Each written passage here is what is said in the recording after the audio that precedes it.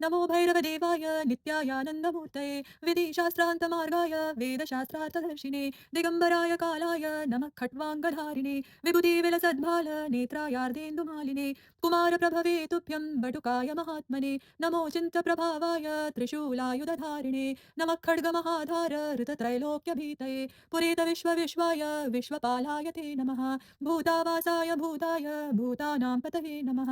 अष्टमूर्तिनमस्तुभ्यं कालकालाय ते नमः कंकालायातिघोराय क्षेत्रपालाय कामिने कलाकाष्ठधिरूपाय कालाय क्षेत्रवासिने नमः क्षेत्रजिते तुभ्यं विराजे ज्ञानशालिने विद्यानां गुरवे तुभ्यं विधीनां पतये नमः नमः प्रपञ्चदोर्दण्ड दैत्यदर्पविनाशिने निजभक्तजनोद्दाम हर्षप्रवरदायिने नमो जम्बारिमुख्याय नामैश्वर्याष्टदायिने अनन्तदुःखसंसार पारावारान्तदर्शिने नमो जम्भाय मोहाय द्वेषायोच्चाटकारिणे वशङ्कराय राजन्य मौलिन्यस्तनिजान्द्रये नमो भक्तपदां हन्त्रे स्मृतिमात्रार्थदर्शिने आनन्दमूर्तये तुभ्यं श्मशाननिलयाय ते वेताळभूतकुष्माण्ड ग्रहसेवाविलासिने दिगम्बराय महते पिशाचाकृतिशालिने नमो ब्रह्मादिवर्वन्द्य पदरेणुवरायुषे ब्रह्मादिग्रासदक्षाय निःफलाय नमो नमः नमः काशीनिवासाय नमो दण्डकवासिने नमोऽनन्तप्रबोधाय